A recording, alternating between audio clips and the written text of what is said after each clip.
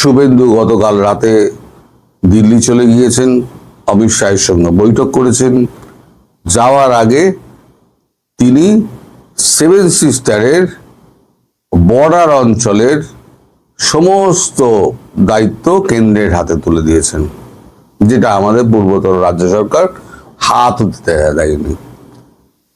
কারণ এখানে মায়ানমার থেকে আরম্ভ করে চীনও রয়েছে, আর বাংলাদেশ তো রয়েছেই।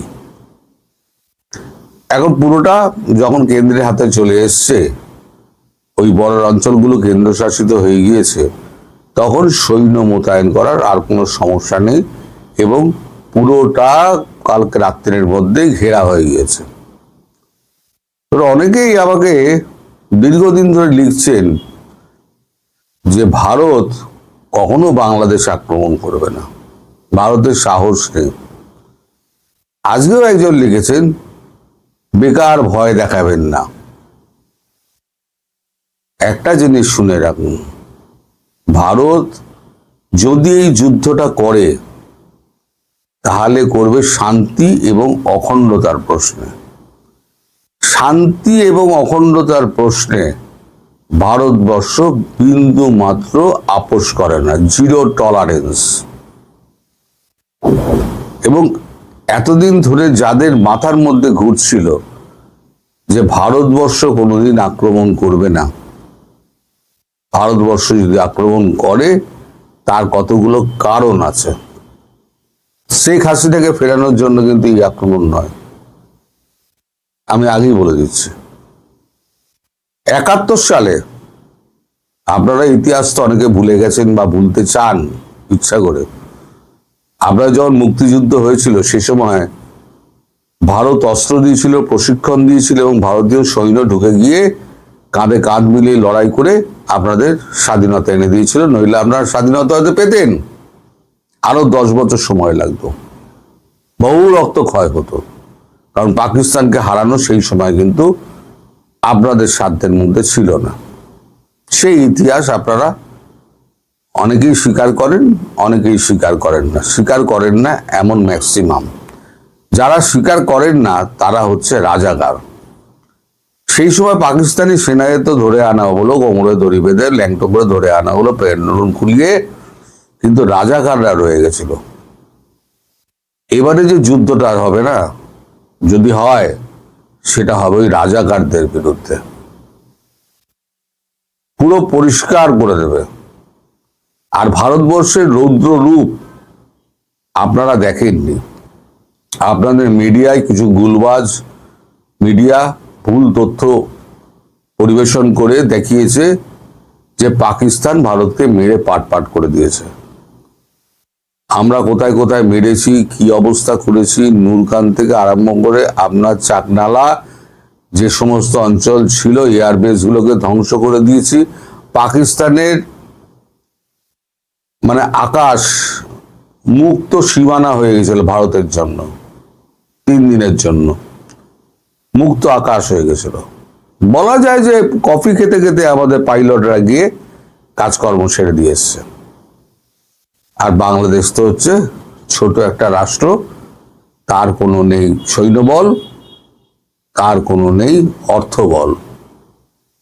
এখন একটা যুদ্ধ লড়তে গেলে যে পরিমাণ গোলা বারুদের সাপ্লাই এবং যে পরিমাণ সৈন্য লাগে, আপনারা বুকে হাত দিয়ে বলুন সেই পরিমাণ সৈন্য, সেই পরিমাণ গোলা বারুদ বাংলাদেশের স্টকে আছে কিনা।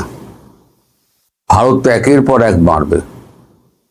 আপনারা বড়জোর 24 ঘন্টা লড়বেন, 24 ঘন্টার পর কিন্তু গোলা বারুদ শেষ হয়ে যাবে।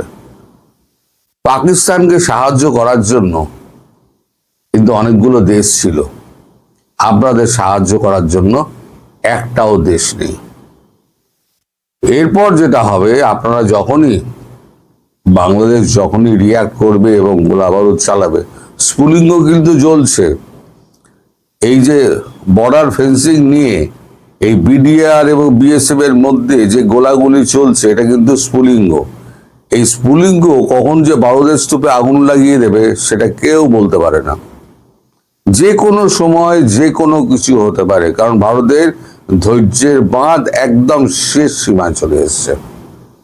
এই বদমাইশি দেখতে দেখতে একদম শেষ সীমায় চলে এসছে। আর ভারত আমার মনে হয় না খুব বেশি অপেক্ষা করবে। এবারে যে সৈন্য মোতায়েন হলো না, একদিকে মায়ানমারকে রক্ষা করা মানে গার্ড করা, আর সরবে না, আর সরবে না। আর হচ্ছে কি আপনার বাংলাদেশ এবং চীন, ডোকলাম যে আমাদের এটা ছিল, আর ডেমচুক বলে একটা জায়গা আছে যেখানে নেপাল, ভারত, চীন এই তিনটে সংযোগ স্থান হচ্ছে ওই ডেমচুক।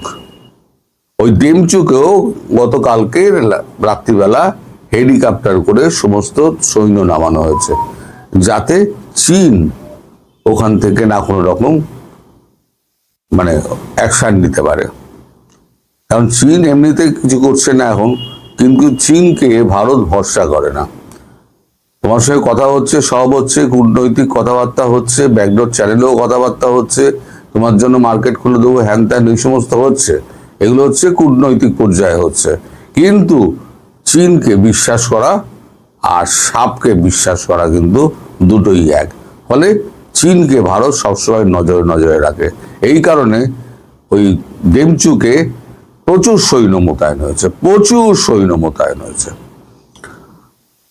এছাড়া বাংলাদেশের ভেতরে এখন একটা যুদ্ধ যুদ্ধ ভাব, কিন্তু আসল যুদ্ধ যখন হবে তখন কিন্তু কেউ থাকবে না, কাউকে পাওয়া যাবে না। সেটা যদি হয়, এই স্ফুলিঙ্গ যেটা বর্ডার অঞ্চলগুলোতে ছড়াচ্ছে, সেই স্ফুলিঙ্গ যদি বারুদের স্তূপে আগুন লাগিয়ে দেয়, তাহলে আপনারা রংপুর এবং রাজশাহী লিখে রেখে দিন। তো কতগুলো এই যে আমি যে কথাগুলো বলছি, শুধু আমি বলছি না, বাংলা চ্যানেলে একমাত্র আমি বলি। আমাদের এখানে যে অন্যান্য চ্যানেলগুলো রয়েছে, আমি কটা দেখাবো, আমি একটা দেখিয়ে দিচ্ছি, দেখুন আপনারা, একটা দেখিয়ে দিচ্ছি। তো এরকম আলোচনা কিন্তু প্রতি কটা চ্যানেলে হচ্ছে, প্রতি কটা। আপনারা হিন্দি চ্যানেল দেখেন না, হিন্দি সোশ্যাল মিডিয়াগুলো ফলো করেন না বলে আপনারা এগুলো জানতে পারেন না। এবার ফেন্সিং ব্যাপারটা কি? এই যে ফেন্সিং হয়, ফেন্সিং কিন্তু সাধারণ ফেন্সিং, কাঁটা তারের ফেন্সিং নয়, এটা ইলেকট্রোম্যাগনিফাইড ফেন্সিং। 100 মিটার ফেন্সিং এর ওজন 35 টন। এবার এমন এমন টেরেন আছে যেখানে এই ফেন্সিং গুলো নিয়ে যেতে প্রচুর অসুবিধে আছে, সেখানে হেলিকপ্টার করে ফেন্সিং গুলোকে নিয়ে যাওয়া হচ্ছে,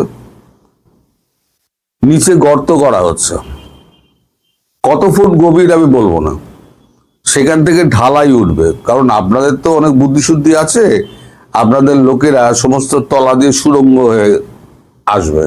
তা সেই সুড়ঙ্গ যাতে না করতে পারে তার জন্য একেবারে গভীর করে, কতটা গভীর আমি বলবো না, গভীর করে ঢালাইয়ের বেস তৈরি করা হচ্ছে। এবার লোহার তার জাল করে যেমন ঢালাই করা হয়, ঢালাই করা হচ্ছে, ঢালাই করে তার উপরে প্ল্যাটফর্ম করা হচ্ছে। আমি ছবিও দেখিয়ে দিচ্ছি আপনাদের, দেখুন। প্ল্যাটফর্ম করে সেই প্ল্যাটফর্মের উপরে এই কাঁটা তারে, ইলেকট্রোম্যাগনিফাইড কাঁটা তারের এইগুলো বসবে। এই কাঁটা তারের আগে কিন্তু আর একটা 10 ফুট আগে একটা কাঁটা তারের বেড়া থাকবে, যেটা নন ইলেকট্রিফাইড। যদি ওটাকে ক্রস করে এখানে এসে ঢোকার চেষ্টা করে, মৃত্যু তার অবধারিত। 440 ভোল্ট অলওয়েজ চলবে, মৃত্যু তার অবধারিত।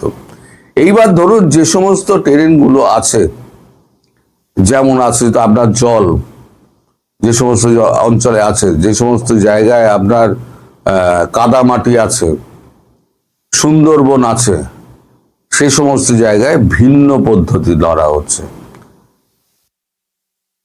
মানে ভিন্ন পদ্ধতি, মানে আপনি ঢুকতে পারবেন না। ওই অঞ্চলটা পশুদের জন্য বন্ধ করে দেওয়া হচ্ছে, কাটা পথ দিয়ে, কাটাধার দিয়ে পশুদের জন্য বন্ধ করে দেওয়া হচ্ছে, তারা যাতে না মরে। আর এদিকে পুরো মাইন বিছানো থাকবে, পুরোটা মাইন বিছানো থাকবে, আপনি যেখানে পা দেবেন সেখানে উড়ে যাবেন। সবে তো মৃত্যু শুরু হয়েছে, 2-4টে চোরাচালানদার মৃত্যু শুরু হয়েছে। এবার যারা যারা এখানে ঢোকার চেষ্টা করবে তারা গুলি খেয়েই মরবে। আর যদি এই গোলাগুলি চলতে থাকে বিএসএফ এবং বিজিবির মধ্যে, তাহলে পরে এই স্ফুলিঙ্গ কিন্তু বারুদের স্তূপে আগুন লাগাবে। আর বারুদের স্তূপে যদি আগুন লাগে তাহলে পরে আপনার রাজশাহী থেকে আপনার রংপুর দুটোই কিন্তু হাতছাড়া হয়ে যাবে। চট্টগ্রাম কি হবে আমি সেই খবর এখনো পর্যন্ত জানি না। কালকে স্বরাষ্ট্রমন্ত্রীর সঙ্গে বৈঠক হয়েছে, আজকে প্রধানমন্ত্রীর সঙ্গে শুভেন্দুর বৈঠক হবে। বিশেষ প্যাকেজ চাইছে। অর্থনৈতিক অবস্থা, বাংলার যে অর্থনৈতিক অবস্থা মমতা ব্যানার্জি করে দিয়ে গেছেন তা একদম ভিখিরি করে দিয়ে গেছেন। এখন 8 লাখ কোটি টাকার মতো দেনা হয়েছে। এখন উন্নয়ন প্রকল্পে কোনো খরচা তখন হতো না, সমস্ত দান ধ্যান এই সমস্ত মেলা উৎসব এইসবে করতো, খরচা হতো।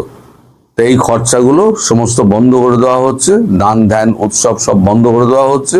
এবার আয় কি করে বাড়ানো যায়, আর সরকারের ওই কেন্দ্র সরকারের ধারটা কি করে ওটাকে ওয়াইপ আউট করা যায় তার জন্য কথাবার্তা হচ্ছে।